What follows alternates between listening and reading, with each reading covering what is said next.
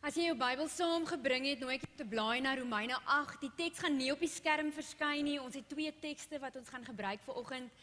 Die eerste een kom uit Romeine 8, die ander een is 'n Psalm wat ons so 'n bietjie later saam gaan lees. So as jy jou Bybel gebring het, maak asseblief oop by Romeine 8. Maar kom ons sluit eers ons oë en dan bid ons en vra dat die Here met ons sal praat deur sy woord. Here, dit is vir ons so maklik om mense woorde te hoor. Maar vir een of ander rede, partykeer, Here, wanneer U praat, is dit asof ons U nie hoor nie. En meer as gereeld is dit omdat ons nie wil hoor nie. Maar vanoggend kom vra ons, Here, dat wanneer U praat, dat ons U stem sal hoor. Dat dit U woorde sal wees wat harder in ons gedagtes en in ons harte met ons praat, as ons eie of as die wêreld se. Dat dit U stem sal wees wat ons bring tot nuwe insig. Here, mag dit wat leef in U hart, gebore word in ons harte, mag ons dit hoor, mag ons dit voel en beleef. Amen. Ek lees vir ons Romeine 8 en ek lees vir ons vanaf vers 32. Die opskrifie wat Paulus gebruik is die onwrikbare liefde van God. Wat sal ons dan hiervan sê? As God vir ons is, wie kan teen ons wees? Hy wat self sy eie seun nie gespaar het nie, maar hom ter wille van ons almal oorgelewer het. Hoe sal hy nie ook saam met hom alles aan ons skenk nie? Wie sal die uitverkorenes van God aankla? God is die een wat vryspreek. Wie sal ons veroordeel? Dit is Christus Jesus wat gesterf het, meer nog wat opgewek is, wat ook aan die regterhand van God sit en wat ook vir ons intree. Wat sal ons van die liefde van Christus skei? Swaar kry of benoudheid of vervolging, honger of naaktheid, gevaar of swaard. Soos daar geskryf staan, ter wille van U word ons die hele tyd aan die dood uitgelewer, word ons as slagskape beskou. Maar in dit alles is ons selfs meer as oorwinnaars, deur hom wat sy liefde aan ons bewys het. Ek is immers daarvan oortuig dat nog dood, nog lewe, nog engele, nog magte, nog teenwoordige of nog toekomstige gebeure, nog kragte, nog hoogte, nog diepte, nog enigiets anders in die skepping, ons sal kan skei van die liefde van God in Christus Jesus, ons Here.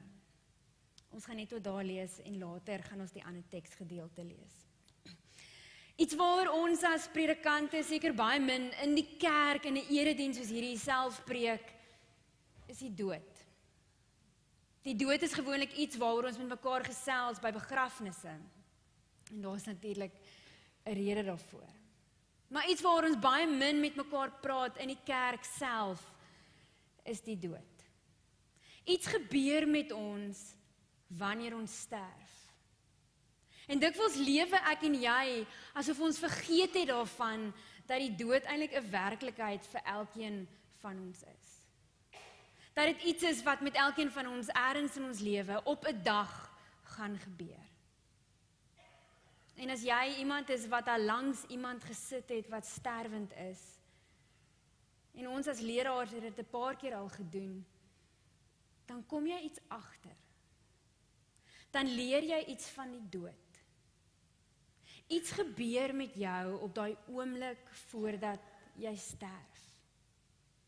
Dis asof die persoon wat gaan doodgaan op 'n plek kom waar hulle daar is en op daai oomblik net besef dat ewe skielik in my lewe maak niks wat ek bymekaar gemaak het, gekoop het, my tyd aanspandeer het, my geld aanspandeer het. Niks wrokke wat ek gekoester het, dit wat ek gehaat het, vir wie ek kwaad is, vir wie ek nooit vergewe het nie. Dis asof vir 'n oomblik die persoon wat sterwend is en daar lê en dikwels net vel en been is, tot 'n insig en tot 'n besef kom dat niks van daardie goed op daai oomblik meer saak maak nie. Dat jy niks saam met jou kan vat nie. Dat jy niks kan verander nie. En dat toe Paulus geskryf het in 1 Korintiërs, dat die grootste van alles die liefde is, en dat dit die enigste ding is wat bly, is dit asof wanneer die dag wat ons doodgaan, daai oomblik voor ons sterf, dit die oomblik is wat die waarheid van daai woorde lewe vind. Dat al wat saak maak is, dat die mense vir wie jy lief is, dit moet weet. En dat jy vir haar lewe weet, dat die mense wat jou lief het, jou regtig lief het. Nou in vandag se lewe is dit so, dat baie min van ons, op die einde van ons lewe, wanneer dit kom op daai oomblik voordat ons sterf, by ons volle bewussyn, en by die wyserlike woorde gaan wees, wat ons gaan nodig hê, omdat ons dalk gekoppel gaan wees aan masjiene, en medisy vandag veroorsaak, dat ons nie altyd op daai oomblik by is. Maar ons as gelowiges kan nie hier sit en lewe en praat oor die lewe, as ons nie ook praat oor die dood nie. Want die waarheid is dat hoe minder ons weet, hoe lank ons lewe is, en ons weet nie. Maar hoe minder ons die antwoord het tot dit, hoe meer het ek en jy nodig, juis om te praat oor die diepte en die breedte van ons lewe. Hoe diep lewe jy? Hoe breed lewe jy? Want die waarheid is dat eendag gaan jy sterf. Eendag gaan jy op 'n dag doodgaan. En dis nie dat die Here sy blommetjie gaan kom pluk nie. Jy gaan nie jou engelvlekkies kry nie. Jy gaan nie weggeraap word nie en jy's verseker nie Henog nie. Maar daar gaan 'n dag kom wat jy gaan sterf. En die vraag is, as dit die waarheid is van ons lewe, hoe help dit my om nou te lewe? Daar's 2 dinge oor dit wat ons nodig het om vir mekaar te sê. En Paulus sê die dood is 'n werklikheid. Hy sê dit in ons teks. Ons kan onsself nie bluf nie. Die dood is iets wat voor ons is, of ons nou daarvan hou of nie. Maar 2 dinge het ons nodig vir mekaar hieroor te sê. Die eerste ding, vir my en vir jou, om te kan sterf eendag met vrede.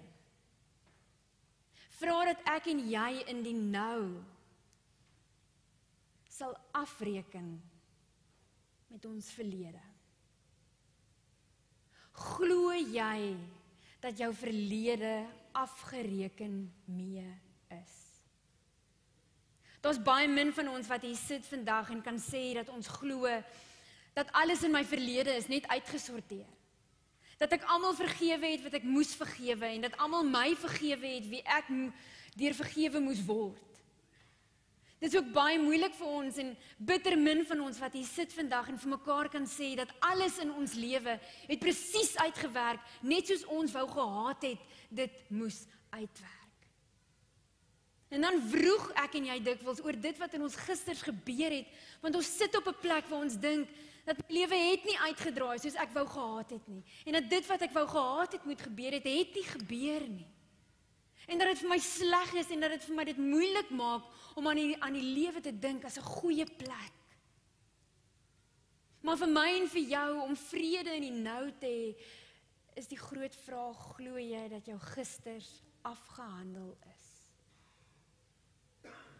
Ons gee baie keer vir ander mense die skuld daarvoor.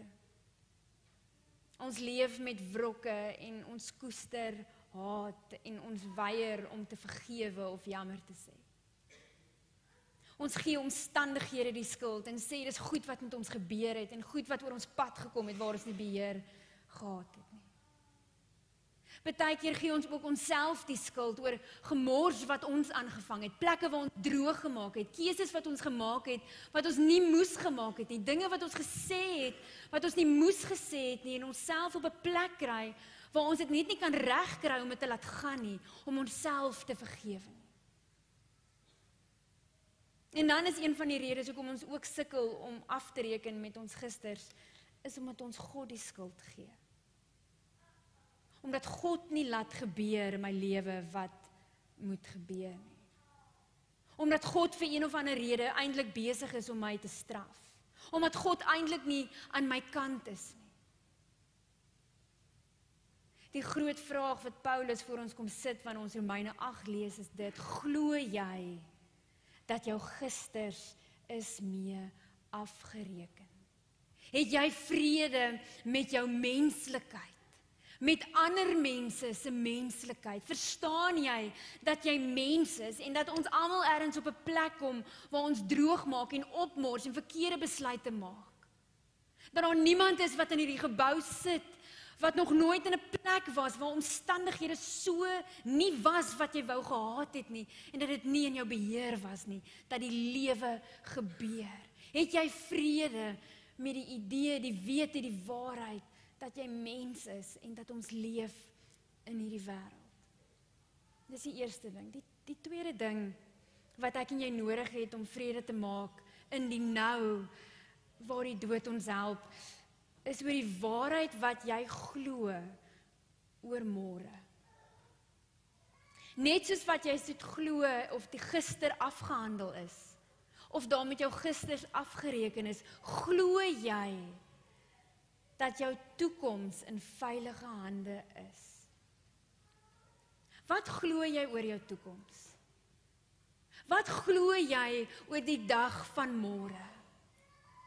Want as ons vir mekaar sê dat die werklikheid en die realiteit van ons lewe is dat ons ergens gaan sterf, is die vraag: wat glo jy oor die toekoms? Nie net wat gaan gebeur by jou werk of waar jy volgende gaan vakansie hou of wat die volgende kar is wat jy gaan koop nie, maar wat glo jy oor waarheen jy op pad is?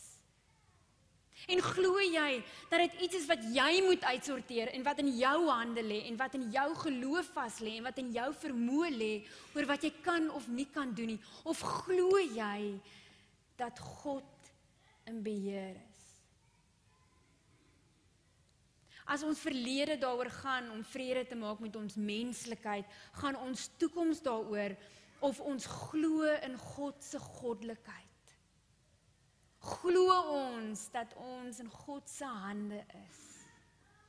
Glo ons wat Paulus sê wanneer hy skryf dat daar niks is wat ons kan wegvat uit God se hande nie. Ek dink baie keer die waarheid hoekom baie mense gelowiges is omdat hulle bang is vir die hel. Baie keer dink ek dat ons kom op 'n plek waar ons lewens vir die Here gee omdat ons net bang is om hel toe te gaan en die hele gedagte om vir ewig te brand of vir ewig alleen te wees en sit nog saam met dit al die pyn wat ek gaan moet beleef vir ewig. Dis vir ons net te veel om te beleef en te ervaar. So wat doen ons? Here, ek is die kind want ek wil nie hel toe gaan nie. Dis nie wat Paulus skryf nie. Paulus skryf nie dat ons in die eerste plek aan die Here behoort omdat ons bang is vir iets wat in die toekoms gaan gebeur nie. Paulus sê ons behoort in die eerste plek aan die Here omdat die Here ons kies. Omdat hy ons syne maak. Omdat dit die diepste waarheid van ons lewe is. Wanneer Paulus hierdie Romeine 8 teksgedeelte skryf hy dit in sy 8ste hoofstuk juis aan die Romeine, omdat dit iets is waarmee hulle gesukkel het. Hulle het gesukkel om te dink oor die oordeelsdag, oor die dag wanneer hulle voor die Here gaan moet staan en alles wat in hulle gisters gebeur het, gaan moet optel en voor sy voete moet neersit en dan vir die Here moet verduidelik wat het daar gebeur en hoekom het dit gebeur en hoekom het ek dit gesê en dit gedoen en hoe verduidelik ek dit en hierdie ouens in die Romeine se tyd was bang om dit te doen. Bang vir die oordeel wat die Here sou uitspreek oor hulle en hulle dan verdoem tot wat hulle in daardie tyd verstaan het as jy gaan hel toe. So wat het hulle gedoen? Hulle het kerk toe gekom omdat hulle bang was. Jy kom nie kerk toe omdat jy bang is vir die dood nie. Ons kom kerk toe omdat ons glo in die lewe wat God gee. Ons kom kerk toe want ons glo dat dit God is en dat dit net hy is wat ons kan help om met ons menslikheid en ons gisters af te reken, dat dit is wat die kruis van Jesus doen. Ons kom kerk toe, want ons glo ook, dat ons toekoms en ons môre is nie in ons eie hande nie. Lê nie in ons vermoë en in die keuses wat ons maak en in ons beroepe en in ons pensioenfonds en ons anniteite nie, maar dat dit lê alleen in God. Dat hy in beheer is. Die dood help vir my en vir jou om te lewe in die nou. Om uit gister uit te klim. Om môre in God se hande te los en nou teenwoordig te kan wees.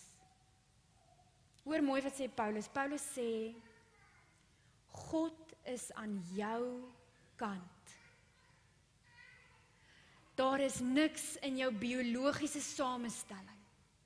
Niks in die manier van hoe jy dink of keuses maak, of wat jy sê of doen in jou beroep. Daar is geen mag of krag, geen siekte, niks in hierdie wêreld of in die lewe hierna, niks wat boos is nie, niks wat goed is nie, daar is absoluut niks, sê Paulus, wat kan maak dat God teen jou gaan draai nie. God is vir jou. En wat God vir jou bring, en vir jou gee, is die lewe. En dis die waarheid van jou lewe. Dis die fundament waarop jy jou lewe bou. Dis waarop jou menswees groei. Dis die geloof waarin jy groei, dat jy so aan God behoort. Dis wat die doop vir ons kom sê. Die doop kom sê, dis nie my en jou greep aan God wat maak dat ons veilig is in die lewe nie. Maar dat dit juis God se greep op ons is, wat die beginplek is, wat die wegspringplek is, wat ons in die hier en in die nou inbring, sodat ons kan lewe. Hierdie ouens in Paulus se tyd was bang vir die dood, hulle was bang oor hulle gisters en hulle was bang oor hulle môres. So wat doen Paulus? Hy gaan terug na die feite. Hy sê, wat is die waarheid? Wat is die feite? Die waarheid is dat God het jou geskep. Die waarheid is dat God jou kies, dat hy jou liefhet, dat Jesus jou optel en voor God se voete neersit en sê, hier is jou kind vir wie ek gesterf het. En wat doen God dan? Hy neem jou aan. Hy sê, jy is myne. Jy is my kind. En dit sal nooit verander. Paulus sê, dit is die feite. Dit is die waarheid waarin ons staan en waarin ons lewe. So dit is die eerste ding wat Paulus doen. Hy gaan terug na dit. So die vraag is, wat dan nou? Hoe leef ons dan in die nou? Dalk is dit wat ons moet doen. Ons moet opdaag. Jy moet opdaag in die waarheid. Oor en oor en oor. Jy daag op in jou lewe. Al is dit hoe moeilik. Al wil jy nie meer nie. Al voel jy soos die grootste mislukking. Al sukkel jy om iets reg te kry en jy moet die heeltyd van voor af begin. Jy hou aan om op te daag in jou lewe. Jy daag op in jou vrees, in jou onsekerheid, in jou grootste geluk. Jy daag op, oor en oor en oor. As jy gaan kyk na mense se lewens rondom jou, mense wat alles het wat jy dalk wil hê, daai beroep, daai liggaam, daai sukses, daai verhouding, daai motor, daai huis, daai vakansie, as jy gaan kyk na mense wat goed het en op plekke in hulle lewens is waar jy wil wees, kan jy deur die bank gaan kyk, die een ding wat hulle almal doen oor en oor en oor, is hulle daag op. Jy gee nie moed op nie, jy hou aan. Oor en oor en oor. En jy vertrou vir God in dit. Jy daag op in die waarheid, jy staan op elke dag, al voel jy nie lus nie, al het jy dit nie in jou nie, al is jy depressief, jy staan op en jy sê, Here, hier is ek, in die nou, in die lewe wat U gee. En ek staan in die waarheid, dat U aan my kant is. En dat U in beheer is. En dat U aan die werk is in my lewe. Israel het op 'n stadium gesukkel hiermee. Julle sal onthou lank terug is hulle deur die Farao se mag bevry en hulle is deur die Rietsee en hulle is in die wildernis in. En dan op 'n stadium is hulle nog nie waartoe hulle is op pad, maar hulle is nog nie waar hulle moet wees nie en hulle is ook nie waarvandaan hulle wegkom nie. Maar hulle is op die plek waar hulle onseker is en hulle weet nie watter kant toe nie en hulle is honger en hulle is dors en alles is net sleg vir hulle. En hulle voel soos 'n mislukking en dan op 'n stadium wil hulle selfs teruggaan. En dan doen God 'n ongelooflike ding. En ons het verlede week met mekaar 'n bietjie gepraat daaroor. Onthou julle die woord manna wat ons verlede week gebruik het, maar dis wat God doen. God stuur manna. God stuur vir hulle in daai oomblik presies wat hulle nodig het. En dis wat God met ons ook doen. As jy aanhou opdaag in jou lewe, is dit God wat vir jou in daai dag presies gee wat jy nodig het, sodat jy kan opdaag. Jy hoef nie bekommerd te wees oor môre of die hele tyd vas te dink en vas te wees en te klou aan gister nie, maar in daai nou kan jy opdaag. Want God is die een wat sorg, en hy is die een wat gee, en hy is die een wat jou help. Dawid skryf op 'n stadium in Psalm 23, dat al is hy op 'n plek wat vir hom voel soos die dood. En dalk sit jy vanoggend hier en is jy op so 'n plek, waar jy voel, of jy gaan deur 'n plek wat soos die dood voel. Dawid sê, hy was op so 'n plek. En dan bely hy en hy sê, maar ek sal nie bang wees nie. En hoekom sal hy nie bang wees nie? Want, sê Dawid, hy lei my op die regte paaie. Dis die Here wat jou lei. Dis die Here wat jou rig. Dis die Here wat jou het. En dit bring ons dan by ons tweede teks wat ek wil lees. Psalm 37 vers 5. Vertrou jou lewenspad aan die Here toe. Vertrou op hom en hy sal optree. Jou gisters is afgereken, want God het daarmee afgereken. Jou toekoms is veilig, want God is jou God en hy is aan jou kant. En daarom kan jy opdaag in die nou, in die waarheid. En jy kan jou lewenspad toevertrou aan God. Kom ons luister net weer na die woorde wat Dawid sê. Vertrou jou lewenspad aan die Here toe. Vertrou op hom en hy sal optree. Amen.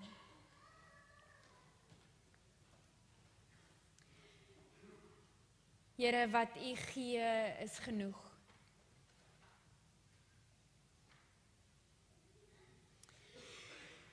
En dikwels wanneer ons vas is in gister of in môre, is dit U wat ons terugbring na die lewe. Help ons om op te daag. Help ons om teenwoordig te leef. Laat ons dieper leef, Here. Laat ons breër leef as net ons eie wêrelde. Leer ons, Here, om die pad wat U wys te volg. Leer ons om U te vertrou in alles. Dankie vir die woorde van Paulus wat vir ons kom bevestig dat U ons het. Dat dit U liefde is wat ons vashou. En dat ons daarom voluit kan lewe. Mag ons hierdie week, Here, die lewe sien, mag ons die lewe voel, dit beleef, dit ervaar. Mag ons as mense wat U geskep het, die lewe vier. Amen.